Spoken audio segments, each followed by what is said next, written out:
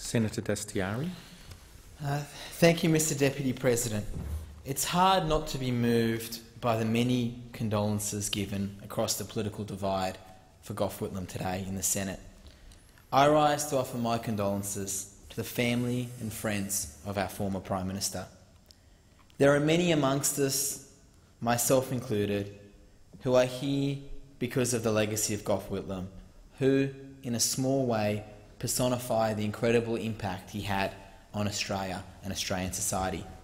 Myself, a child born in Iran, a nation at war, welcomed to Australia in the midst of a bicentenary celebration, raised in Sydney's multicultural suburbs.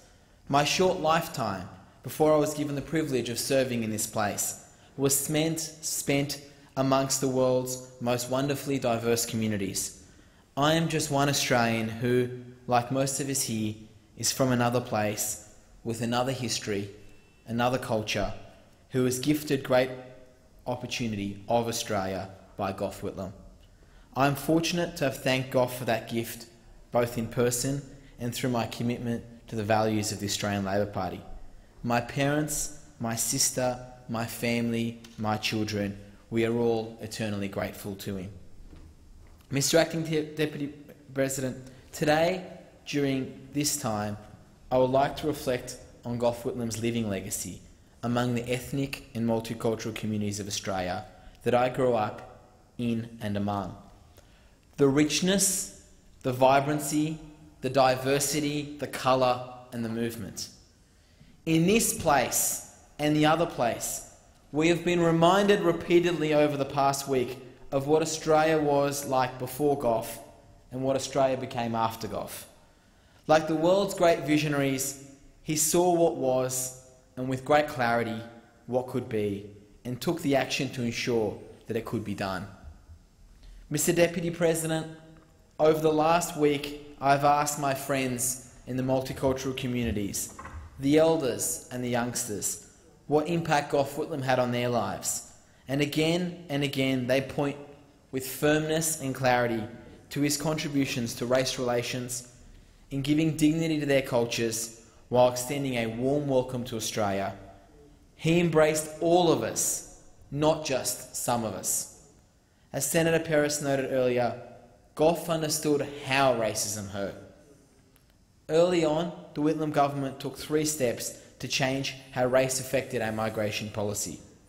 Firstly, to introduce legislation to ensure that all migrants, whatever their origin, were eligible for citizenship after 3 years of permanent residence. Secondly, to issue instructions to our embassies overseas to totally disregard race as a factor in the selection of migrants. And finally, to ratify all international agreements relating to immigration and race. One of these was the International Convention on the Elimination of All Forms of Racial Discrimination, which led to the introduction of our own Racial Discrimination Act in 1975. I respectfully note the work of the Fraser and other governments, and especially Gough's great friend John Menadue, in continuing these policies, in turning back away from the White Australia era. Mr Deputy President, I would like the opportunity provided to me in this chamber to lend my voice to the words of others on these changes and what they mean today, more than a generation later.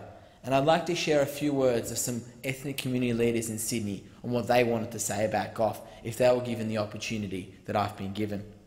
Ms Mamdouh Abdou, the 2014 New South Wales Human Rights Ambassador and Executive Officer of the United Muslim Women's Association, says, Gough Whitlam opened up opportunities for families like ours.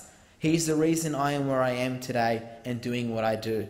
His legacy will live forever, and we're the ones carrying it forward through our actions with courage and willpower. Wassalam.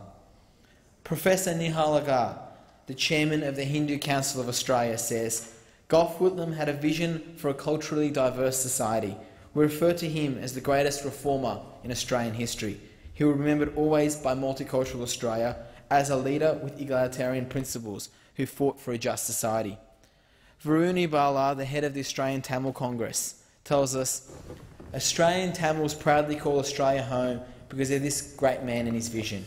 a vision of an outward-looking, progressive and egalitarian Australia. We were one of the beneficiaries of the introduction of the original policy of multiculturalism and the Racial Discrimination Act. The first expressions of this policy were introduced with the introduction of a new translation service for migrants and the establishment of multicultural radio services. As a community, we are proud that Tamil is now a HSC subject. Anita Menton, a young leader from the Fijian community, tells us, making discrimination on all grounds of race and ethnicity in Australia legal was the single most pivotal moment in creating and enriching multicultural communities.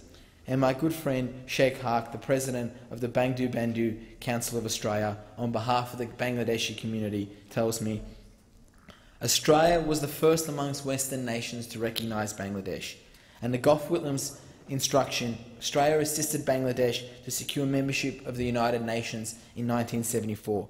He was the first and last Prime Minister of Australia to pay a state visit to Bangladesh on the January 19, 1975, and he sent James Allen, who spoke Bengali, as the first High Commissioner, a demonstration of goodwill towards the new nation. Mr. President, where the mighty tree falls, a forest rises in its place. We in this place measure our contribution to this country in many ways. One way is to judge the impact that our actions will have on the lives of the poor and the powerless. But we know, you and I, that the contributions that we make to this place, to the lives of their children, are always much more important. Mr. Deputy President, we are all the children and the grandchildren, a line of succession coloured in many hues of the many great contributions made to this country by Gough Whitlam. Thank you, Senator Dastyari. Senator O'Neill.